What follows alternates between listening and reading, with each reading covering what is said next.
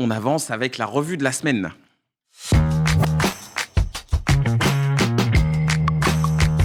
Et entre-temps, on récupère Youss parce que là, j'ai vraiment envie de l'avis de tout le monde. La revue de la semaine, vous savez ce que c'est. La Ligue 1 aussi. La Ligue 1, ça vient après. Ah, ok. Ah, si, parce qu'on a parlé. Ah, oui, de l'Olympico. On a juste fait. Je m'étais dit. Ok. On a fait l'Olympico. Poineau dit, tu peux lire les conducteurs ou parce qu'on les envoie, tu sais, tous les matins, tu reçois un conducteur. On va en Ligue 1, après on parle rugby, après on part en Espagne. Mais si tu en Ligue 1. Si tu lis le conducteur, tu vas bien voir que. Oui, le conducteur, il change d'endroit. On fait des allers-retours. Ah oui, mais Bruce. Ah oui, il faut lire ton conducteur. Voilà. Avec ses lunettes, c'est vraiment une secrétaire. Alors qu'il l'a jamais lu aussi. De toute façon, l'autre, c'est conducteur, tu vois la date, c'est un copier-coller, il y a encore la date de 2022. Alors ça. Oh, du conducteur, tu vois l'équipe, il y a Zal présent à toutes les émissions, il n'y a jamais Zal. Le conducteur, faut arrêter aussi. Alors ça, à chaque fois que tu dis ça, je le prends très mal. Tu peux demander à Poineau, ça me fait très mal d'entendre que c'est un copier-coller alors que je me prends la tête le dimanche et le lundi pour vous faire le conducteur et en plus je vous l'envoie et c'est pas du tout un copier-coller et en plus c'est un mensonge parce qu'on peut reprendre tous les mails, j'ai toujours le bon casting dessus à part quand il y en a un qui dodge, mais c'est pas grave, c'est pas grave. Il y en a qui dodge. Oh, il y en a qui dodge des fois. On veut des noms. Il y en a qui dodge, ça arrive. J'ai failli dodge ce matin. Vraiment, je me suis levé, j'avais pas envie de venir. Donc... Tu veux pas merci, ça nous fait plaisir. Mais l'OM a perdu. En général, quand l'OM perd, je viens pas. Donc. Bon, on va. Il y a les bons. Oui, bon voilà, ça c'est les bons pronos. Vous faites le point si vous voulez, vous regardez. C'est les bons, faut vérifier. Hein. On avance quand même dans l'émission. Je suis seul à voir Monaco. Messieurs, un peu de sérieux s'il vous plaît, c'est l'heure de la revue. Donc comme je vous le disais, on prend les infos et puis on en discute. Vous avez envie de tirer, vous avez pas envie de tirer, ça vous intéresse pas, vous le dites. Et on commence avec cette interview d'Eden Hazard qui a fait grand bruit. Interview qui bouge, moi. Qu'il a. Non mais dans les. mais lui il a plus de. Non mais dans la revue de la semaine. Mais dans la revue. Il a dit. Mais c'est son premier. Le jaune orangé là. C'est son premier. L'autre il dit je tire. Mais je parle de la revue de la semaine. C'est vous, vous avez l'esprit mal placé. Vous êtes des ouf. Arrête de faire ça. Arrête de faire ça. C'est très bien ce que tu fais. Ah non mais c'est ouf. Ouais non mais carrément je suis en plus quand on fait un gros plan sur lui avec ses louches, quand tu dis ça c'est encore plus chelou. Non mais moi je suis un peu abasourdi par vos pensées. Sincèrement. Bref. Retour sur l'interview donc d'Eden Hazard. Interview accordée au journal de l'équipe. Alors il est revenu sur sa carrière et vous l'avez vu, il n'a pas eu sa langue dans sa poche si vous avez lu l'article. Alors il a évoqué beaucoup de choses, mais surtout son rapport au foot pendant sa carrière. On y découvre que finalement c'était un joueur plutôt détaché, qu'il était surtout là pour prendre du plaisir sur le terrain et pour en donner aussi accessoirement. Il a parlé de son investissement dans les entraînements qui était peut-être moins important que celui qu'il avait dans les matchs. Lui, il dit qu'il voyait plus le foot comme un jeu plus que comme un métier, même s'il est bien conscient que c'était son job. Je fais une introduction un peu complète pour qu'on puisse décortiquer ça. Il a parlé diététique, de son passage manqué au Real. Il a parlé aussi de son match le plus abouti, c'était contre le Brésil en demi-finale de Coupe du Monde. Et de plein d'autres choses, mais attention, c'était pas en demi. En quart, pardon, excusez-moi. On les joue en demi, ouais. C'est vrai. Mais surtout, là où il a vraiment affolé un peu tout le monde, là où il a excité la footosphère, c'est quand il s'est comparé à d'autres joueurs, bien entendu. Quand il a notamment dit que sur Pickpock à cause de ça. Pour lui, Cristiano Ronaldo était un plus grand joueur que lui, mais en revanche, en termes de football pur, il le pensait pas meilleur que lui. Ça, c'est vraiment la déclaration qui a le plus fait parler. Ouais, sur le côté dribbleur, etc. Et c'est sur ça que ça a le plus parlé. Youss, je commence par toi parce que t'es le plus sérieux. Non, mais c'est la vérité. C'est la vérité. Qu'est-ce que t'as pensé de cette interview et notamment, de cette sortie sur CR7? Et je crois qu'il a dit les termes, hein, non? Ouais. Pour reprendre le vocabulaire que le chat aime bien utiliser. Tu vas finir sur TikTok, toi. Non, mais après moi, quand j'étais plus jeune, on me comparait à Hazard, mais pour la ressemblance physique, hein, pas pour le terrain. Donc... Excuse-nous. Pardon. Le jeune Eden. On peut rentrer ou? Non, Vraiment? De quoi? Physiquement? Il y a un truc, non. En vrai, avec les cheveux courts, en vrai, et puis un peu plus maigre. Hasard, ouais. Les yeux aussi un peu. Peut-être. Il y a un truc. Ok. Non, voilà. Non, je suis Zuc, je veux pas me coucher, mais je peux te coucher. Toi aussi.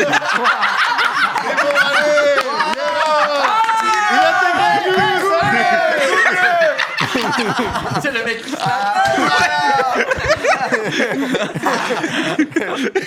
Voilà.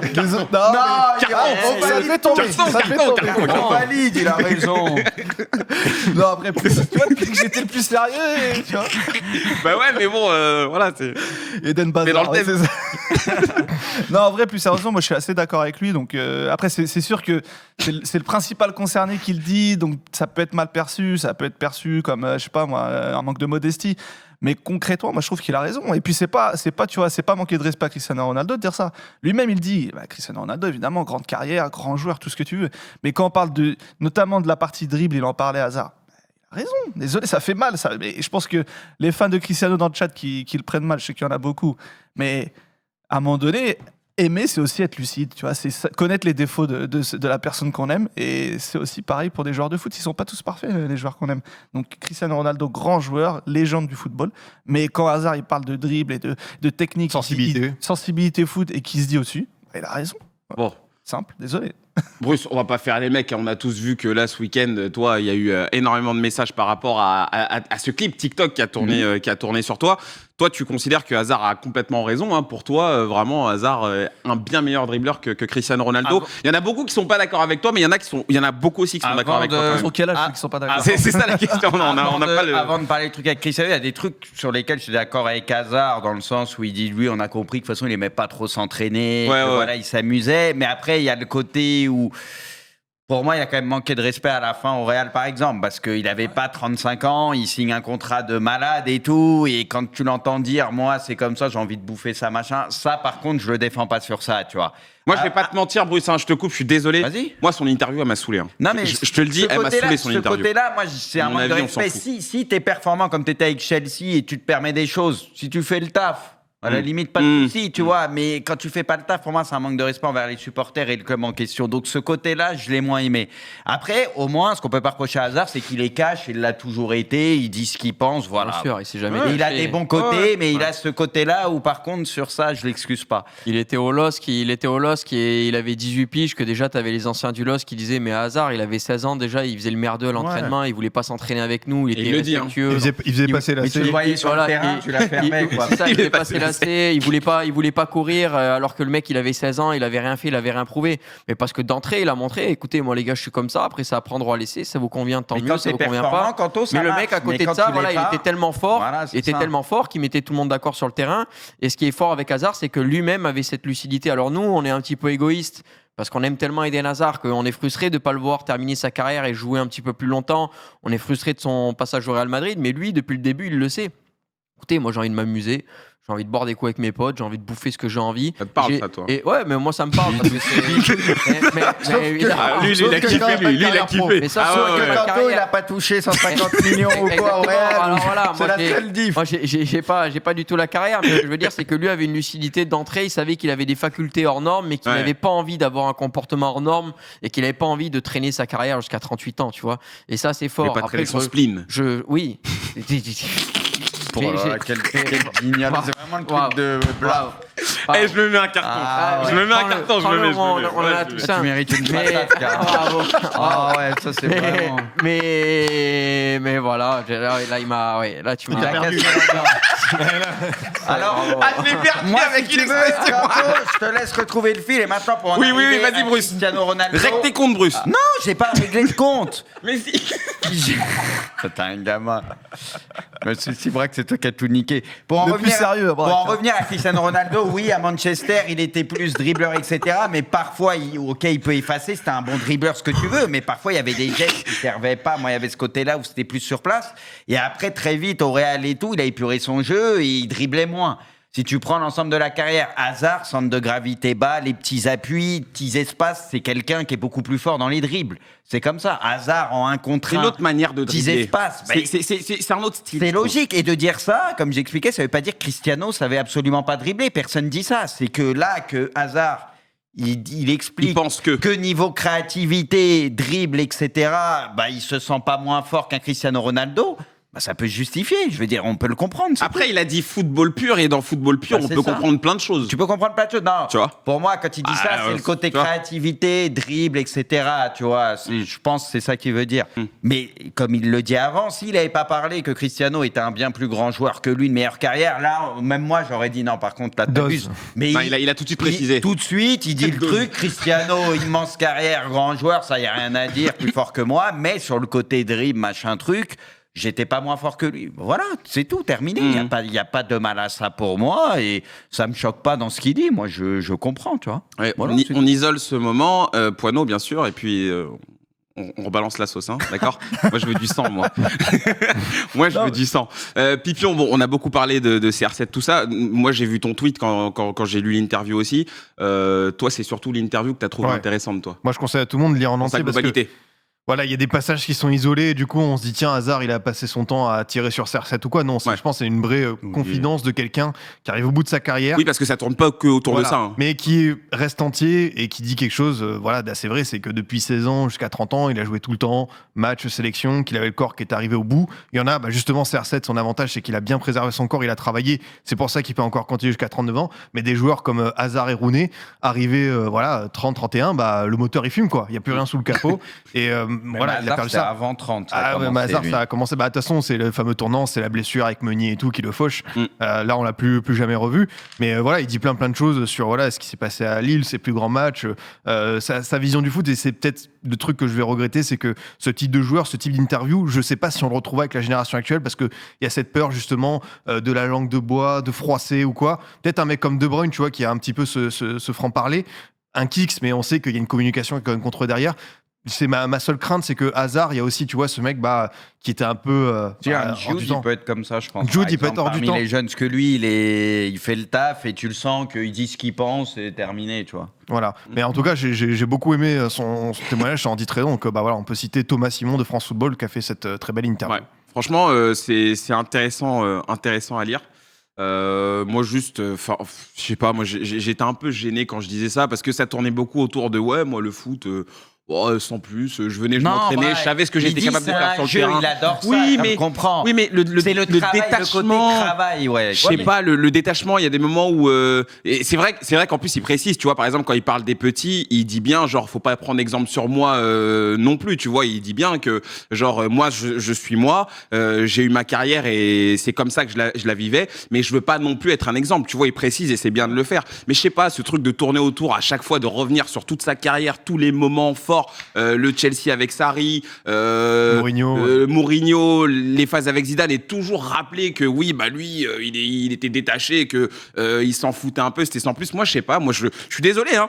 C'est peut-être ma sensibilité qui est comme ça, mais moi, ça m'a pas touché cette interview, tu vois. Je l'ai trouvé sincère, mais ça m'a pas touché. Mais c'est jamais et j'ai le droit de le dire, tu vois. Il l'a toujours dit, même avant qu'il signe au Real. Mais on avait compris qu'il était comme ça. On s'est tous dit que c'était une bonne idée pour l'après Cristiano, tu vois. Hazard à ce moment-là, tu te dis bon, c'est bien. Tu voulais le voir avec Benzema.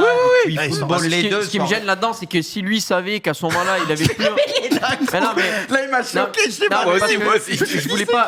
Non, mais je voulais pas remettre une couche là-dessus, mais parce qu'on en a déjà tous parlé, mais quand tu viens au Real pour le projet après Cristiano Ronaldo, si toi tu sais dans ta tête que tu n'as plus l'envie de faire les efforts et de te sacrifier pour jouer au foot, sur ça. Tu viens pas au Real Madrid et tu as pas ces prétentions salariales là. Ouais. Alors je suis d'accord, si le Real ils arrivent et te disent tiens mon fils, on va t'arroser, on va donner tant de millions d'euros par mois, t'es pas con, tu vas pas dire non, j'en veux pas parce que j'ai plus envie de jouer au foot. Mais si tu as quand même un petit peu de respect pour des grands clubs et que tu es un grand joueur de foot, tu dois quand même avoir un minimum de. Mais il espérait revenir un peu, Kanto, je pense. Je sais pas ce qu'il espérait, mais s'il savait qu'il venait au Real pour jouer en claquette, il peut pas avoir ses prétentions. Il a raison dans ce qu'il dit. Mais il a raison. Il a raison. Normal, il est d'accord avec toi. Tu votes oui ou non par rapport au foot qu'on a fait vendredi, par rapport au sondage? Comment ça? Bruce Granek est-il un meilleur que CR7? Franchement. La blessure et les blessures. Tu me mets mal. Non, mais le simple fait que t'hésites. Tu nous as fait gagner, donc j'ai envie de mettre oui, tu vois. Il y a eu des dribbles, tout ça, tu sais. Mais la raison me porte à dire non. Mais t'as hésité, ça m'a suffi. Attends, Kanto, je voulais juste dire que j'étais d'accord avec toi, parce qu'en fait, le truc, c'est que tu vas au Real, tu sais que le Real, c'est l'institution où justement, c'est l'exigence, mais au plus haut. Il n'y a pas plus exigeant que le Real. Et après, derrière, après ta carrière, t'arrives et tu dis, ouais, moi, en fait, moi, le foot, c'était un jeu. je voulais procurer du plaisir, tu vois, moi je trouve qu'il y a un truc qui est pas... Un décalage. Il y a un décalage que je comprends pas, que j'arrive pas à saisir, et c'est ça qui me fait me dire que cette interview, elle m'a mis un peu mal à l'aise. C'est comme ça que j'ai ressenti. Fayous voulait rajouter un truc aussi. Hein. Vas-y, Kanto. Juste deux trucs rapides. Dans le chat, on nous dit qu'il y a les blessures qui l'ont pas aidé. Oui, les blessures l'ont pas aidé, et ça, il y a eu des grosses blessures qui l'ont pas aidé, et ça, je vous donne raison à 100%. Néanmoins, par contre, dans la manière de te rétablir, dans ton hygiène de vie, dans la diététique, etc., pour arriver à revenir à un bon niveau, là, ça joue. Donc oui, il y a la blessure, mais la manière de se rétablir est aussi différente. Après, il y en a qui me disent, ouais, il a pris l'argent, il doit rien au Real. Bah si, tu dois au Real, parce que quand tu es sous contrat avec le Real et que tu as des prétentions salariales élevées, c'est que derrière, tu as des obligations de performance. Et quand elles y sont pas, me dites pas que quand il y a un contrat, on doit rien à personne. Au lieu, dans le foot, tu es payé pour être bon et tu n'es pas payé juste pour être sous contrat, en fait.